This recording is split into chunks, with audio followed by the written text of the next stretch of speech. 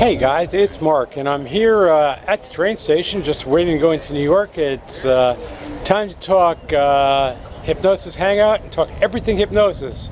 About to go visit a friend of mine who's coming to the city, and we're going to see what's new and exciting and what's on everybody's mind about hypnosis. So stay with us and follow me for the rest of the day as we really take it out there and talk everything hypnosis at the Hypnosis Hangout. Hey guys, it's Mark. I'm here in Columbus Circle, and as I told you before, I was heading out to see a friend of ours, and here he is. Say hello, Richard. Hey everyone, how's it going? Hey. Richard Barker, the Incredible Hypnotist. The Incredible Hypnotist, and this is Hypnosis Hangout, where we talk about everything hypnosis. And Richard and I had a chance to spend some time at lunch today, do a little shopping, because of the location he's staying in, required him to change his normal outfit, get him a little bit out of his comfort zone, but it was an experience, spend an afternoon doing that. But some of the things I want to talk about today are, what brings you up here, first of all?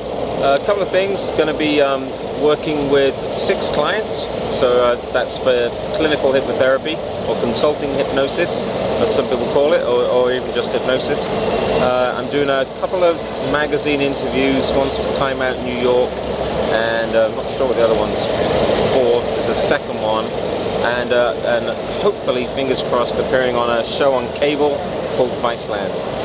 That would be, yeah, well, Viceland would probably be right up your alley, knowing you. I have seen, if you haven't had the opportunity to see one of his adult shows, it is an experience that you really want to get and be part of. But one of the things that really I found interesting is a friend of ours was on yesterday doing a live, and that was Karl Smith from the UK. And Karl had something that I found was really interesting, and he was talking about ditching people who are downers, who are not working to further your brand, further your goals. And I know that's something you have spoken about in a lot of senses, that you have to believe in yourself. You've got to be part of the process. And so many times when I ask people what they do, especially hypnotists who are starting out, they tell me that basically hypnosis is their side gig.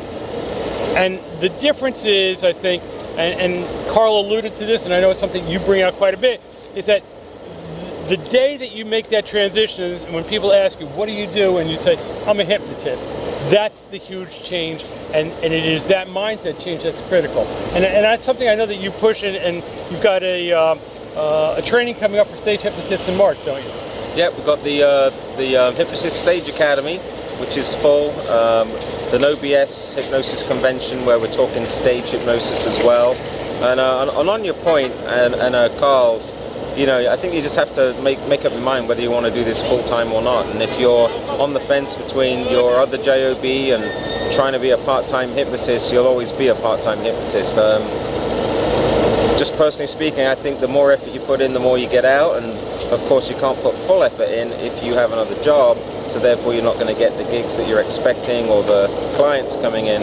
So you have to take a leap of faith. If this is what you want to do, it's not for everybody. But if this is what you want to do and you want to be a full-time hypnotist, then you need to resign or finish the job that you're doing and walk away from it and put your full maximum energy into hypnosis. And I'll tell you, if you do, you will honestly get rewarded. Well, and that's really an interesting thing. And as a hypnotist, we all pretty much know that what the mind focuses on is what the mind achieves. And for so many people, it's that self-doubt, that talk in the back of their head that keeps them from making the leap to do what has to be done to really get out there. And I think the other thing is, now that we're sitting here in the middle of New York City, that I find, and one of the challenges, and I want to talk about it a bit, is the number of hypnotists in this area who are just leaving so much money on the table. They're undercutting markets, and that too speaks to their lack of self-confidence, their lack of their ability, confidence in their ability, and the fact is that they're devaluing themselves. You can prostitute yourself, but at the end you're a whore, and that's what it comes down to.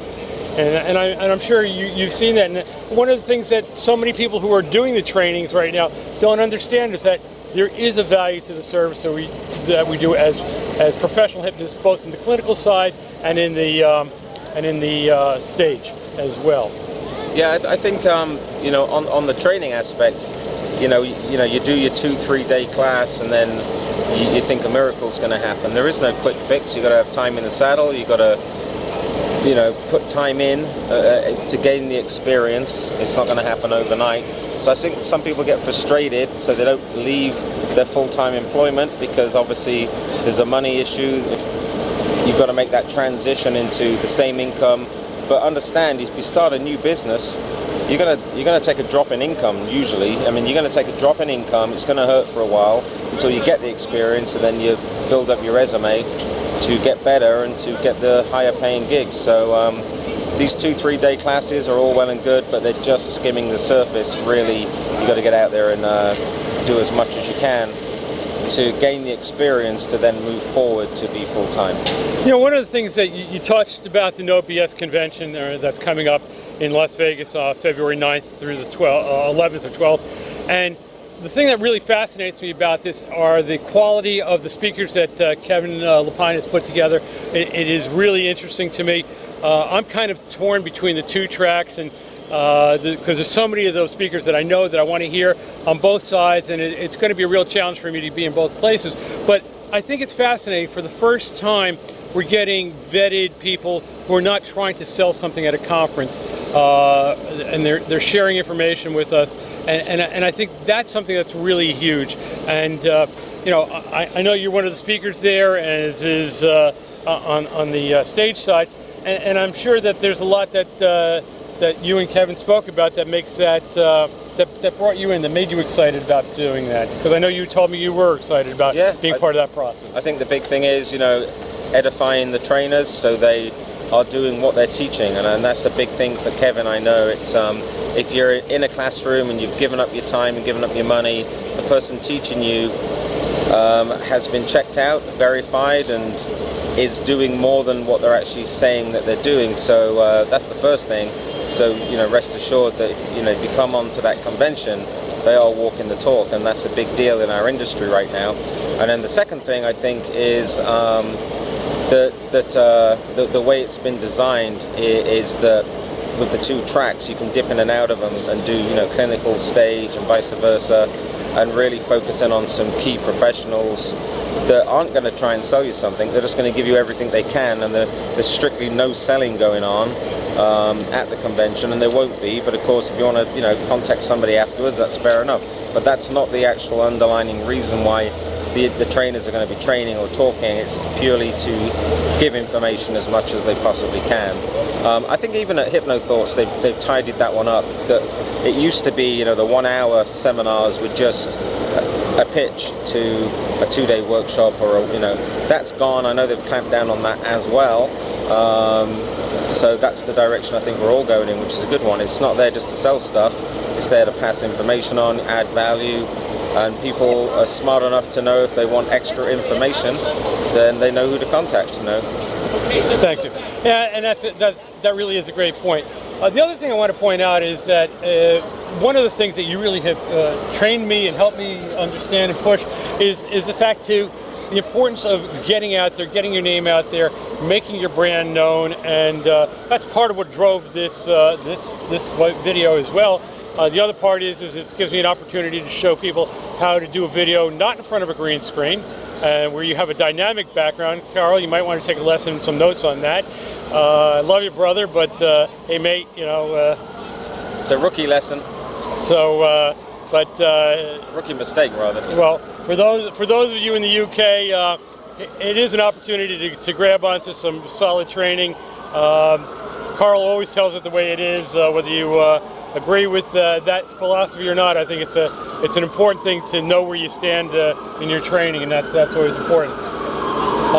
Love New York. Always something going on here. Noisy. Always noisy. We've got the ambulances coming through the intersection here in a second. We'll let them pass by.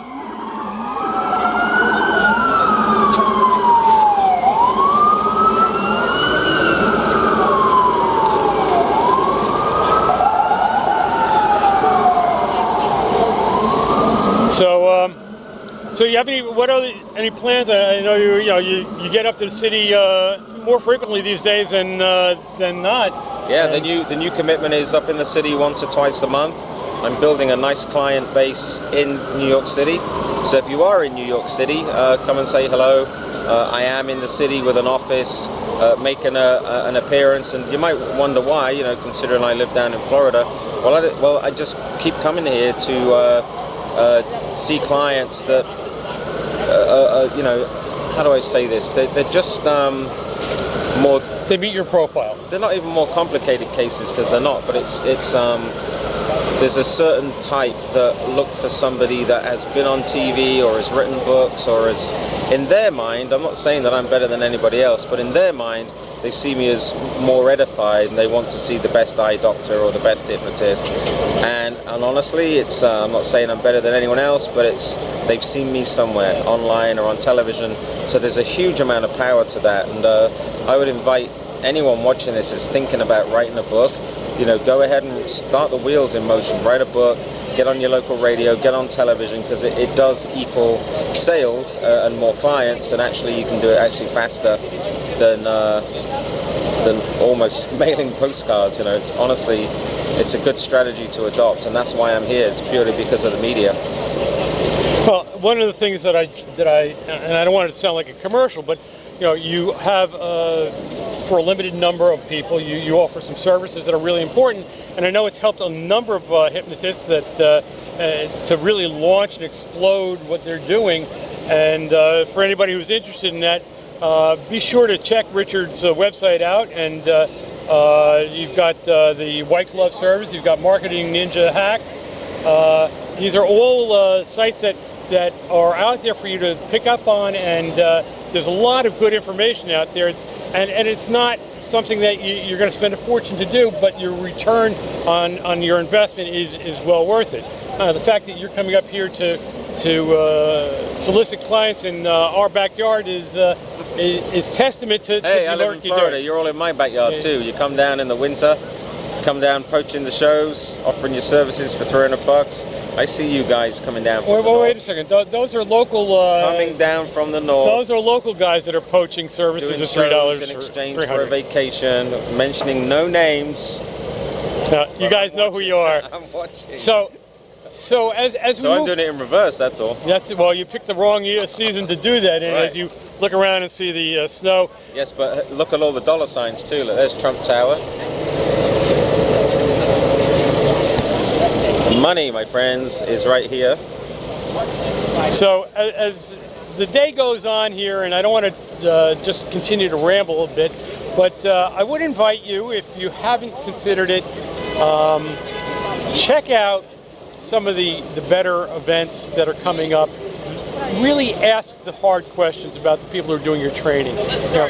What is it that they're doing? Are they really making their money by training people? Is that what they spend their time doing? Or are they out there in the trenches every single day doing what it is that needs to be done to be a premier hypnotist, whether it's on the clinical side or it's on the stage side or on the corporate speaking side? Being out there and teaching it and you go from convention to convention, you got to question that's where their focus is. And I'm not pointing fingers at anybody. I'm just saying, if you're going to be spending your money and it's hard earned, especially when you're starting out, make sure you have people who are verified, who know what they're doing, who can prove that they are the real deal. And that's something that I've had the fortune of training with some great people, and those people who have been there have really shown me important ways to improve my brand. Anything you want to say before we kick it out here, Rich? No, I think that's about it. Just always train, always learn. Lifelong learning is important in our industry. It does change. People change. We're in the people business. Follow your passion. It leads to success. Oh, there's a book coming out about that. But I was waiting for the plug to get in here.